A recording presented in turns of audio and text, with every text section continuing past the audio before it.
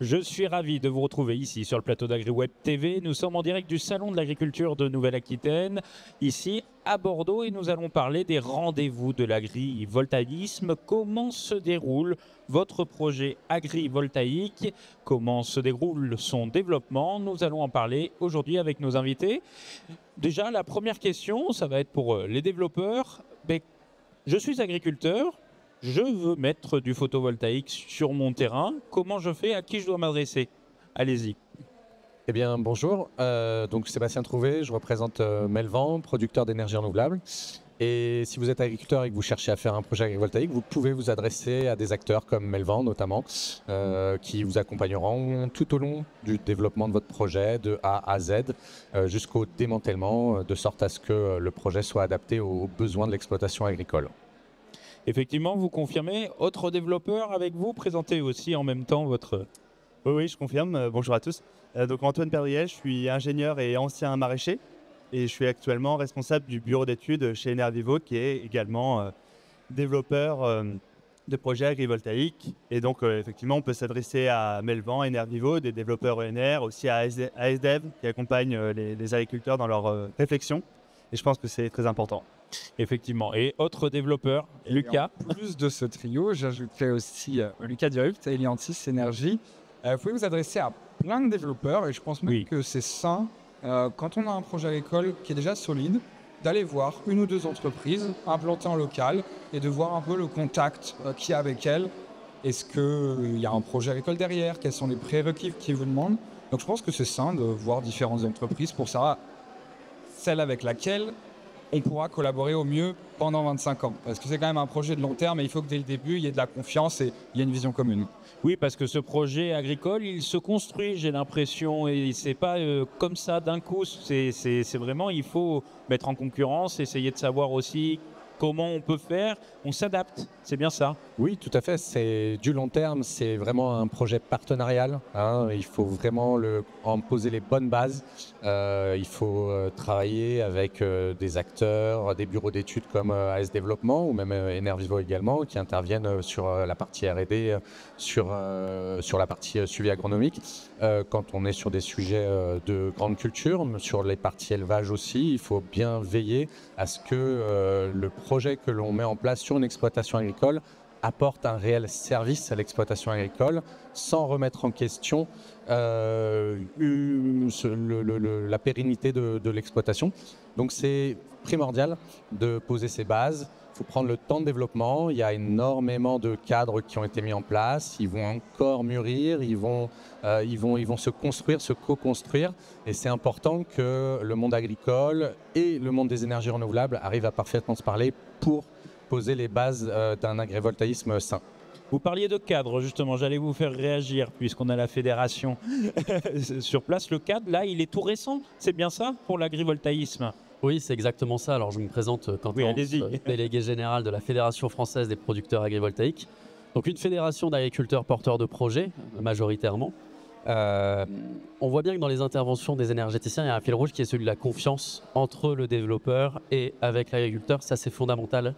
Parce qu'aujourd'hui, le cadre légal et réglementaire, il dit quelque chose qui est extrêmement important. C'est que vous ne pouvez pas avoir de projet agrivoltaïque sans agriculteurs actifs qui ait une production agricole significative et un revenu durable. Et ça, c'est le cœur de la loi vraiment, mais ça oblige du coup à construire son projet agrivoltaïque en confiance. Le cadre est tout neuf, on sait qu'il y a des trous dans la raquette, on sait qu'il y a des zones de flou, je pense notamment aux serres, parce que l'agrivoltaïsme n'est pas artificialisant, il doit être réversible. Une serre est considérée comme du bâti, qu'est-ce qu'il en est? On sait qu'il y a plein de choses qui vont faire en fait la part belle à la jurisprudence, mais aujourd'hui on a quand même suffisamment de données pour avancer, pour faire de bons projets, mais qui mettent au cœur de ces projets l'agriculteur, son projet agricole et son exploitation. Aujourd'hui, il y a une vraie question de faire du sur-mesure de la part des développeurs et des énergéticiens, et donc d'avoir un agriculteur qui est presque co-développeur de son projet agrivoltaïque, sachant que c'est quand même des projets qui ont une durée de vie aujourd'hui de 40 ans. Je vous ai vu acquiescer, Lucas. Vous confirmez effectivement que c'est une co-construction et que l'agriculteur est acteur de son projet. Il y avait 2 notions sur lesquelles j'aimerais rebondir et avec lesquelles je suis en parfaite communion d'esprit avec toi. C'est déjà la notion d'agriculteur actif, parce que souvent, ça arrive assez régulièrement qu'on soit confronté à des agriculteurs qui ont déjà une belle carrière derrière eux, qui commencent à avoir 55, 60 ans, et du coup, sur un projet qui a une durée de vie de 3 à 4 ans, on arrive sur un agriculteur qui aura un projet au bout de 65 ans, mais la notion d'agriculteur actif, ça fait que à Heliantis Énergie, chaque projet qu'on accompagne, on a identifié une transmission avant de démarrer le projet. Ça, c'est sûr et c'est évident. Et ensuite, au niveau de l'agriculteur co-porteur du projet, c'est aussi très vrai parce qu'en fait, aujourd'hui, il y a des élus locaux à convaincre, il y a une CDBNAF, il y a beaucoup d'organismes à convaincre, et qui mieux que l'agriculteur, qui a plus de légitimité que lui, pour aller, bien sûr, avec nous à ses côtés, évidemment, mais porter le dossier devant des conseillers des champs d'agriculteurs qu'il a l'habitude de rencontrer. Aujourd'hui, on demande aux agriculteurs de s'impliquer avec nous parce qu'on sait que nous, on ne veut pas signer des projets, on veut faire des projets qui iront au bout avec eux. Et pour ça, il faut que tout le monde soit impliqué au maximum. S'impliquer au maximum, vous confirmez également chez Enervivo? Oui, je confirme. J'ajoute peut-être quelque chose de... c'est très intéressant ce que tu viens de dire, la notion de long terme, que ce soit sur la relève, parce que voilà, on sait qu'il y a un bon paquet d'agriculteurs qui vont devoir passer la main, etc. Et ça va être le cas sur des projets agrivoltaïques aussi. Mais aussi de réfléchir sur... Donc, c'est des projets qui vont se faire sur 35, 40 ans. Il va y avoir aussi des successions de cultures. Réfléchir peut-être dès le début à qu'est-ce qu'on envisage si on fait une culture longue, je ne sais pas, asperge sur 7 ans, 10 ans. Et qu'est-ce qui va se passer après? Est-ce que la structure agrivoltaïque va être compatible avec la succession suivante? Voilà. C'est des choses qu'il faut, à mon avis, réfléchir dès le départ du projet agrivoltaïque avec l'agriculteur. J'allais vous demander, Sébastien, vous qui êtes dans le bureau d'études, justement, quel type d'agriculteur? C'est toutes les cultures qui sont concernées, tous les agriculteurs, l'élevage, la culture, tout ça? Qui est concerné par ce photovoltaïque et ce développement de l'agrivoltaïque? Alors bonjour Julien, oui, je suis Sébastien Carman, le fondateur de la société AS Développement. On intervient comme cabinet d'experts dans l'agrivoltaïsme. On a 2 activités, une activité de bureau d'études pour accompagner les développeurs qui sont autour de la table et une 50aine d'autres à peu près aujourd'hui en France sur l'élaboration des projets agricoles dans le cadre des projets, de leurs projets agrivoltaïques. Et on a une activité de développement territorial. Là, on accompagne plutôt les agriculteurs qui souhaitent monter des projets agri-PV chez eux. On les accompagne dans l'élaboration de leurs projets, c'est-à-dire on rassemble l'ensemble des enjeux qui sont liés à leur exploitation et on essaye de faire combiner, d'optimiser le projet de production d'électricité qui s'adaptera aux ateliers de production de la ferme et qui répondra aux enjeux à la fois de la production d'électricité décarbonée et aux enjeux de la production agricole. Donc pour répondre à ta question, Julien, sur le type de culture qu'on peut envisager sous panneau, alors il faut savoir que dans le monde, il y a énormément d'initiatives qui sont lancées, de tests, de thèses, de doctorats qui sont évalués sur des fermes agrivoltaïques en différentes cultures, sur des grandes cultures, donc les céréales, sur des prairies, sur de la viticulture, sur de l'arboriculture, sur du maraîchage, sur des plantes médicinales et des plantes un peu spécifiques. Il y a énormément de retours. Nous, chez SDEV, on a à peu près référencé 250 travaux de thèse à travers le monde. On s'appuie bien évidemment sur ces documents scientifiques pour étayer les projets et savoir dans quelles conditions telle ou telle culture va pouvoir bénéficier de l'ombre partielle des panneaux, dans quelles conditions, au contraire, les panneaux vont venir dégrader la productivité des parcelles. On travaille donc avec ces éléments scientifiques et puis on travaille bien sûr avec une expérience terrain, puisqu'on a dans l'entreprise on a 6 agronomes, une docteure en agroécologie donc qui est vraiment spécialisée sur le stress abiotique et donc sur l'impact du stress thermique, de l'absence d'ensoleillement sur la production végétale, et d'experts en élevage pour vraiment bien concevoir les projets, qu'ils soient des projets de culture ou des projets d'élevage, et que, on le rappelle peut-être par rapport au décret, mais c'est surtout le bon sens qui compte là. Il faut absolument que le projet photovoltaïque apporte des services à la ferme, à l'exploitation en place. Et donc les services, ils peuvent être multiples. Ça peut être des services d'adaptation au changement climatique, mais ça peut être des services d'ergonomie d'élevage, ça peut être bien évidemment, il y a le service du revenu complémentaire qu'apporte l'agrivoltaïsme. Mais on va, nous, chez AS Développement, avoir le focus sur les services agronomiques et agricoles qu'apportent ces centrales pour l'exploitation. Effectivement, donc là, on arrive sur l'exploitation, on voit ce qu'on peut faire, c'est bien ça quand on observe, mais on sait qu'il faut qu'on apporte finalement à la culture, c'est ça, ou à l'agriculteur, ou à son élevage, c'est bien ça, Antoine? Oui, alors il y a plusieurs bénéfices. En fait, donc, par exemple, il peut y avoir un service de protection, que ce soit face aux aléas ou au changement climatique. Par exemple, les panneaux vont permettre de réduire l'évapotranspiration au niveau de la plante. C'est ce qu'on a observé par exemple sur la vigne. Par exemple, on voit que dans certaines régions, on permettre de réduire l'évapotranspiration de 30%. Donc ça peut rendre un service conséquent, surtout dans des régions qui sont sujettes au stress hydrique. Donc changement climatique, aléas, mais aussi tout simplement service agronomique pour lisser les rendements ou apporter davantage de bien-être à l'animal. Et on doit vérifier tout ça. J'ai vu que vous vouliez réagir, Lucas, un peu, mais il y a des vérifications, il y a des commissions, il y a des choses comme ça pour... Déjà, il y a deux choses.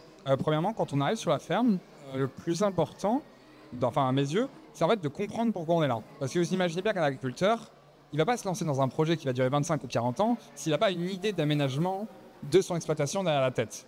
Mais ça, des fois, il faut aller la chercher parce qu'en fait, il n'a pas fait un PPT, il ne m'a pas présenté noir sur blanc, je voudrais faire ça, ça, ça. Donc on parle avec lui de ses problèmes, de ses contraintes, et là on voit quelque chose qui émerge. Et on se dit, ok, là en fait son projet, c'est ça son problème, et c'est pour ça qu'il veut un projet. Donc ça rend propre à chaque exploitation.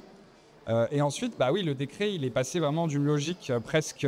avant, était plutôt une logique droit de l'urbanisme, maintenant presque une logique de conformité droit de l'environnement, avec des contrôles tous les 1 ou tous les 3 ans selon la nature de l'installation, mais des contrôles récurrents qui vont être forcément mis en place pour s'assurer, entre autres, qu'il n'y ait pas une baisse du rendement de plus de 10% par rapport à une parcelle témoin. Donc là, on va vraiment être sur du contrôle. Du contrôle, vous confirmez, c'est ça? Oui, du contrôle. Et je voulais aussi insister sur la réponse à un besoin. C'est vrai qu'il est important que le projet réponde à un réel besoin. Nous, par exemple, on travaille sur des sujets d'ombrières volières pour répondre à un risque sanitaire, à des migrateurs qui viennent apporter des problématiques de virus grippe aviaire, des problématiques de prédation aussi, qui sont des soucis récurrents dans le monde agricole.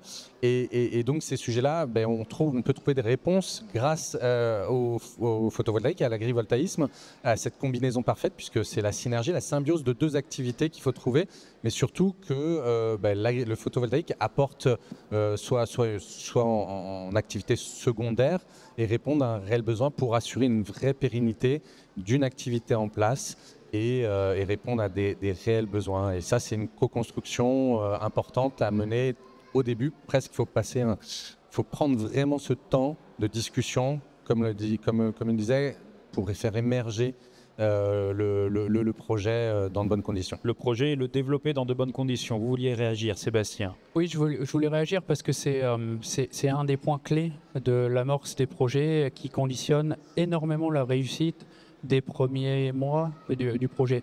En fait, les 3 développeurs présents autour de la table ont tous insisté sur l'importance de prendre son temps pour faire émerger les bonnes idées, pour prendre en considération les enjeux.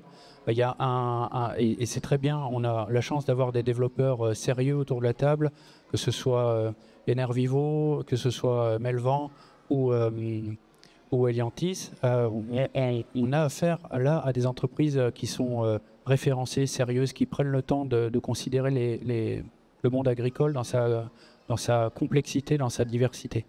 Il y a un point que je voudrais mentionner, c'est le fait que les agriculteurs, ils sont dans leur métier. Ils sont dans leur métier et ils ne prennent pas toujours le recul de ce qu'est leur métier et n'ont pas toujours toutes les clés pour formuler ce qu'est leur métier, ce que sont leurs difficultés. Ils ne peuvent pas forcément se comparer à à ce qui se passe dans la diversité du monde agricole qui les entoure. Et un de nos enjeux, nous, les bureaux d'études ou les développeurs, c'est d'aller les aider à formuler leurs enjeux, à ce qu'ils expliquent leurs difficultés, en quoi on pourrait les aider, sur quel aspect de leur système ils ont un facteur limitant. Est-ce que c'est le changement climatique qui fait que aujourd'hui, demain, à 5 ans, ils vont avoir une impasse technique? Est-ce que c'est d'autres sujets liés à l'ampleur de leur endettement? Donc notre métier, c'est d'aller les aider à formuler tout ça pour que, avec la mise en place du projet agrivoltaïque, on agisse sur les causes de leurs impasses, soit techniques, soit leur impasse économique. Ça, c'est vraiment très important. Réagir, justement, il y a tout un cadre, on l'a vu avec vous, finalement, Quentin, mais moi, je voulais rebondir aussi sur le côté, il y a des commissions. C'est bien ça, il faut passer, il y a une phase d'acceptabilité, que ce soit de la société, que ce soit des acteurs, des élus locaux. Expliquez-nous un peu tout ça, vous avez quand même quelques freins et ouais. il va falloir communiquer un peu là-dessus, sur ces projets. C'est pas des freins, moi j'appellerais pas ça des freins, j'appellerais ça des garde-fous. C'est important parce que ce qui nous a mené à avoir une loi aujourd'hui sur l'agrivoltaïsme, c'est parce que, et je pense que tout le monde autour de la table, alors vous êtes énergéticien, mais on peut tous se mettre d'accord, c'était le Far West dans les territoires. Ça, c'est globalement admis par tout le monde, avec des acteurs, pas nécessairement des développeurs, hein, ça peut être des investisseurs fonciers qui venaient proposer des sommes complètement délirantes par hectare à des exploitants agricoles. Il fallait empêcher ça. Donc on n'a pas des freins aujourd'hui, on a des garde-fous. On a parlé des services rendus par les panneaux à la production agricole. On a parlé de la perte de rendement qui n'est pas tolérée au-delà de 10%. Il n'est pas toléré non plus de perdre plus de 10% de surface cultivable à l'échelle de la parcelle. Il y a un taux de couverture maximum qui est acté pour les projets supérieurs à 10 MW crête. Enfin, il y a tout un tas de dispositifs. La vraie difficulté qu'on a eue en fait et qu'a eu l'administration dans cette loi, c'est déjà d'acter une double production sur un même espace administratif qui est la parcelle agricole. Et ça, quand vous parlez d'agrivoltaïsme, vous êtes sur le code rural, le code de l'énergie, le code de l'urbanisme, le code de l'environnement. Il y en a d'autres, mais c'est un casse-tête sans nom. Et ensuite, sécuriser chacun dans son métier. L'agrivoltaïsme, l'agriculteur est agriculteur, il n'est pas énergéticien, et l'énergéticien est énergéticien, il n'est pas agriculteur. Et ça, c'est important. L'autre difficulté, et Sébastien le disait en s'appuyant en fait sur son expérience de bureau d'études, c'est comment est-ce qu'on s'assure de ce qui marche pas, mais même au-delà de ça, c'est comment est-ce qu'on s'assure que ce qui marche dans un territoire peut marcher dans un autre territoire. Vous pouvez faire de l'arboriculture, des pommes dans le Vaucluse, ce ne sera pas la même chose que faire des pommes en Bretagne. Comment est-ce que vous adaptez la technologie, le taux de couverture, le projet en fonction de ces deux départements?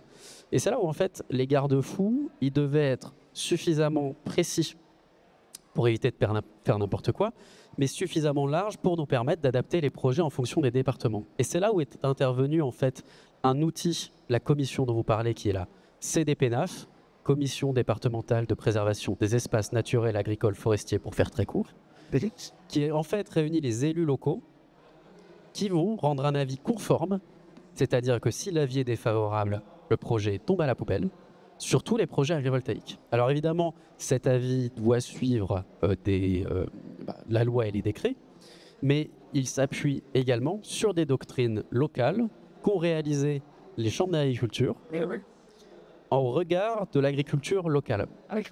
Ces doctrines sont intéressantes parce que c'est les chambres d'agriculture qui sont les représentants en fait des agriculteurs locaux. Mais pour bon nombre d'entre elles, on se heurte très vite à la façon dont elles ont été construites, parce que c'est vrai que le monde de l'énergie n'est pas si bien connu que ça dans son fonctionnement, dans les investissements qui doivent être mobilisés dans l'agrivoltaïsme. On parle quand même d'environ 1 million d'euros par hectare.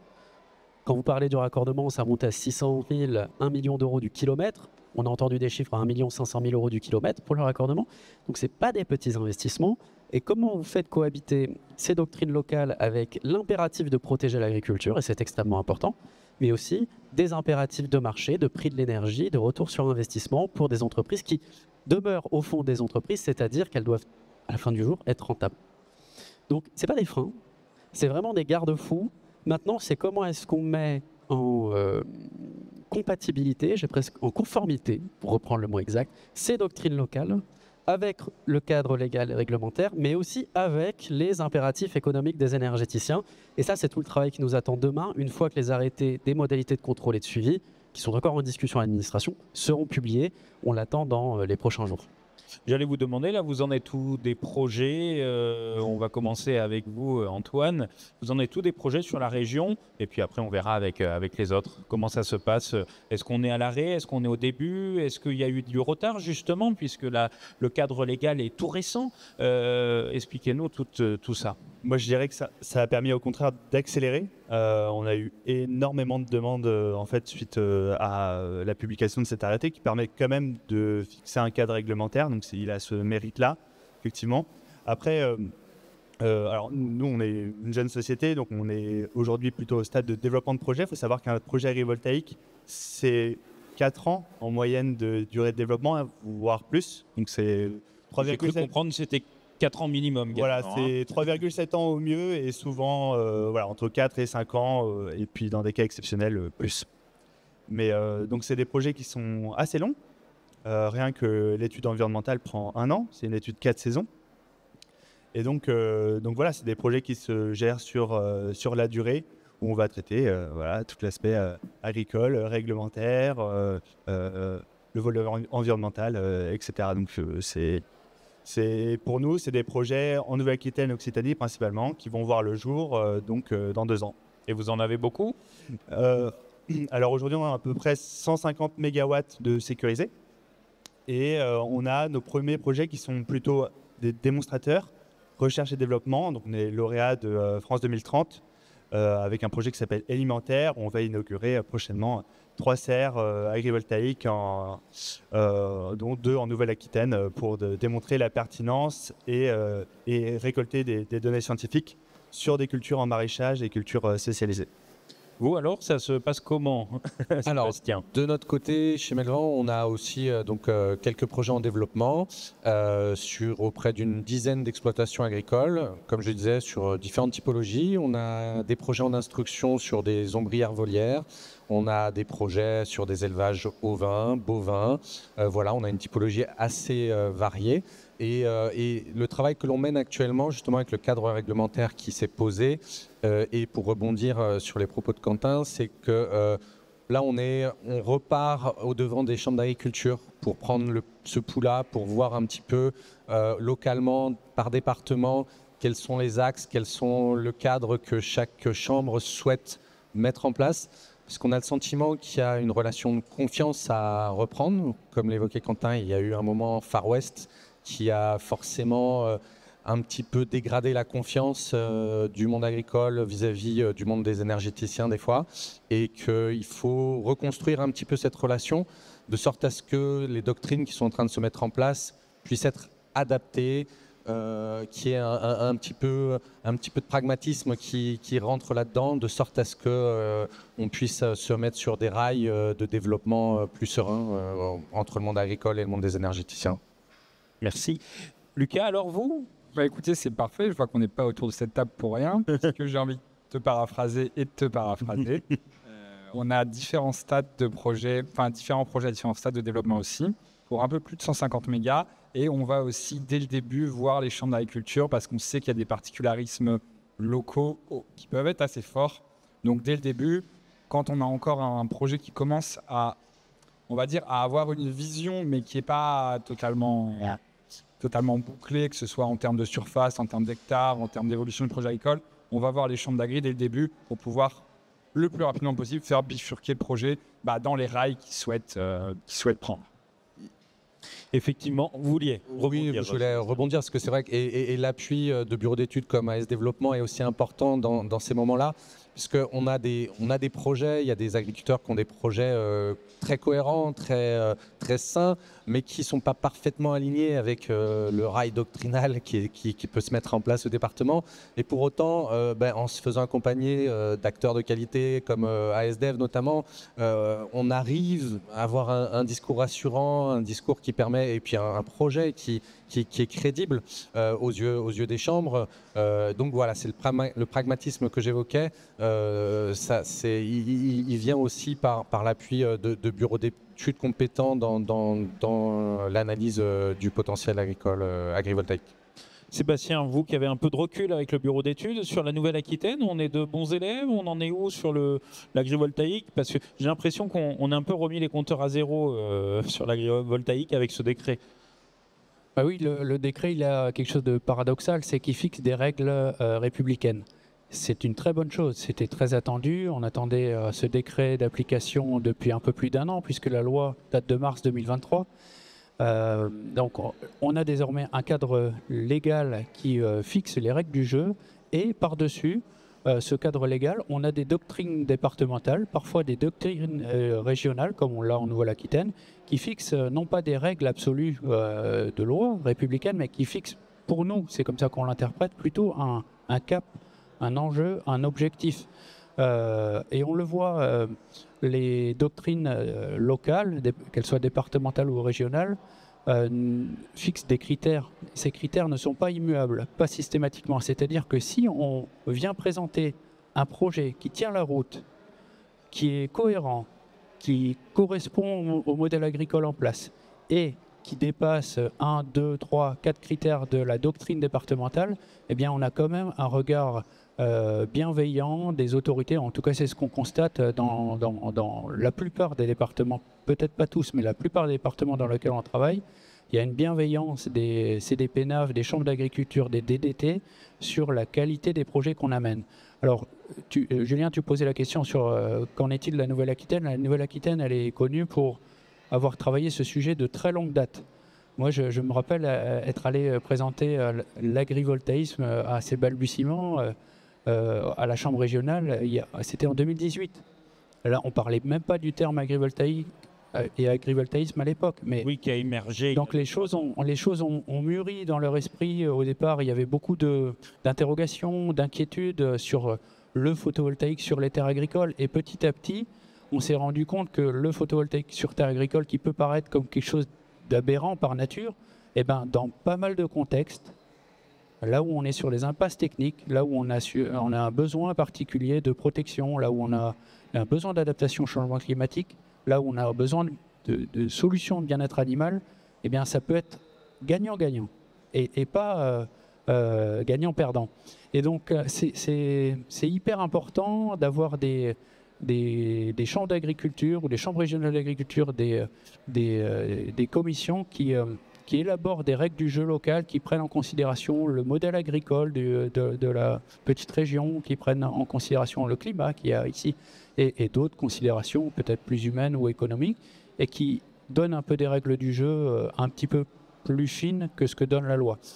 Ce qu'on s'impose de faire, c'est respecter la loi, et ce qu'on s'efforce de faire, c'est de cadrer avec le bon sens du territoire. L'agrivoltaïsme, justement, c'est un terme un peu nouveau qui a émergé ces quelques temps. Mais cette loi, cette règle, est-ce qu'elle n'a pas un peu balayé tout ce qui a été fait? Je ne sais pas, il y avait des critiques aussi de la société, c'est-à-dire on voit des panneaux photovoltaïques, on se dit, est-ce qu'on n'aurait pas pu faire autre chose? Il y a eu des critiques de l'éolien. Est-ce que, pareil, sur le photovoltaïque, ça peut être compliqué, Lucas? Plutôt sur les critiques, parce que la loi, nous, pour le coup, on avait bien anticipé, on n'avait pas de projet qui débordait. Mais sur les critiques, oui, en effet, faire des panneaux dans les champs, ça peut paraître contre-intuitif, mais il faut savoir que ça répond déjà à un vrai besoin quand il est identifié. Et surtout qu'en fait, aujourd'hui, beaucoup de gens me disent « mais mettez des panneaux sur les toits ». En fait, aujourd'hui, ce qui s'est passé, c'est que les structures qui ont été construites il y a 2 à 10 ans ne sont pas faites pour accueillir en fait, un surpoids lié à du PV. Donc en fait, quand on fait des hangars, souvent, c'est terrible, mais il vaut mieux faire un hangar vide qui va servir de structure à du PV que réhabiliter un hangar en renforçant ses structures en termes de coût. Donc en fait, aujourd'hui, on pâtit un peu, si vous voulez, du manque de vision de ces dernières années, mais aujourd'hui, l'agrivoltaïque, en tout cas, c'est une solution et ça fait surtout un prix d'électricité très compétitif aussi. Parce qu'à la fin, qu'est-ce qui se passe? Le consommateur regarde le prix d'électricité. Aujourd'hui, sur les derniers appels d'offres, on est à 82 € du mégawattheure que l'État nous rachète. Pour vous donner un ordre d'idée, Flamanville, l'EPR qui n'est pas fini, on est à plus de 160 € du mégawattheure d'après le dernier rapport de la Cour des comptes. Donc aujourd'hui, le solaire, c'est une énergie 2 fois moins chère que le nouveau nucléaire. D'accord, attention à votre micro, mettez la main un peu plus haut parce que sinon, au niveau des ondes, ça ne passe pas. Effectivement, donc ce qu'on disait, l'acceptabilité du grand public, c'est souvent un peu compliqué aussi.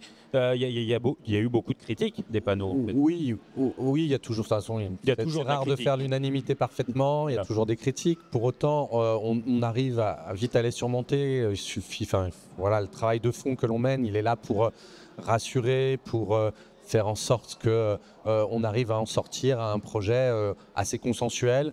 On n'arrivera jamais à une unanimité parfaite. Pour autant, mais voilà, il y a des perspectives plutôt réjouissantes. Le cadre est là pour rassurer, pour poser des bases saines, sereines et pour se projeter sur des projets long terme. Voilà. Et l'importance aussi pour travailler l'acceptabilité, c'est la capacité de modularité ou réversibilité des projets. Les projets à la mode ancienne, on va dire, pré-décret, ils étaient en effet sur un peu plus dense en termes d'occupation du sol. Donc une fois qu'on occupe une parcelle pendant 30 ans avec des interrangées qui ne sont pas parfaitement adaptés aux outils agricoles, à une endaineuse, à un tracteur qui a besoin de circuler, de faire des demi-tours, eh bien oui, si l'exploitant part en retraite, il va avoir des difficultés à trouver un repreneur qui soit en phase avec la densité d'installation des panneaux. Or maintenant, le décret a anticipé ces sujets-là, permet de rassurer et permet de travailler sur cette modularité. Et on travaille sur des espacements interrangés plus importants, on travaille sur des hauteurs des fois de panneaux plus importantes pour se dire qu'aujourd'hui, ça sera peut-être adapté plus à du ovin et puis demain, ça sera pour du bovin aussi. Donc voilà, voilà, les règles, le cadre législatif et réglementaire qui va encore se consolider va permettre de rassurer tout le monde et de faire en sorte que les projets puissent être parfaitement adaptés au paysage dans lequel ils vont s'inscrire. Oui, les projets doivent s'adapter aussi bien à ce qu'il y a en dessous et aussi au paysage, mais aussi sur le côté, les projets peuvent changer. Il y a une histoire de réversibilité, si je ne m'abuse, Antoine. Il y a une histoire de réversibilité. Alors, dans un projet, on peut avoir plusieurs sous-projets. En fait, dans la vie d'un projet, il peut y avoir différentes cultures, différents usages finalement de l'installation agrivoltaïque, d'où l'intérêt de l'anticiper. Mais aussi, au terme du projet, il y a une obligation à ce que, et c'est dans le décret, que l'installation soit réversible, c'est-à-dire qu'elle puisse rendre à l'identique la parcelle pour son usage agricole. Et donc, alors ça, c'était déjà un aspect qui était déjà intégré par pas mal de développeurs avant l'apparition du décret, mais maintenant c'est figé et c'est anticipé. Donc, par exemple, on va utiliser des pieux battus au lieu de longerie de béton. Donc, ça paraît naturel, mais c'est important. Et donc, on a l'obligation de pouvoir rendre le terrain avec la même qualité, le même potentiel agricole qu'à l'origine avant le projet. J'allais vous demander, au niveau national, l'agrivoltaïsme, c'en est où? Puisque vous êtes représentant de la fédération, Quentin, pour dresser un petit panorama avant de conclure cette émission. Vaste sujet, et où est-ce que ça en est? Nous, on constate que ça a un petit peu patiné là, et je ne suis pas tout à fait d'accord sur le fait que ça a vraiment accéléré, parce que une administration en l'absence de cadre légal et réglementaire, c'est compliqué de donner l'aval de l'État et de dire ok, banco, allez-y, j'engage la responsabilité de l'État. Donc là, on a déjà du retard au niveau national, dans tous les départements. Et du retard à cause de la loi, finalement. On a pris 2 ans. D'accord. On a pris 2 ans parce que les DDT, à tort ou à raison, il n'y a pas de jugement à porter, mais il faut bien comprendre le fonctionnement aussi de ces administrations. On stoppait l'instruction en fait des projets ou une bonne partie d'entre eux dont le permis de construire a déjà été déposé. Il y a quelques CDP9 qui ont eu lieu, pas beaucoup, moins que prévu. Donc déjà, on a un peu ce retard. Il n'empêche que pendant ces 2 ans, beaucoup de demandes de permis de construire ont continué à être déposées. Donc on se retrouve face à un embouteillage aujourd'hui d'instructions qu'il va falloir rattraper.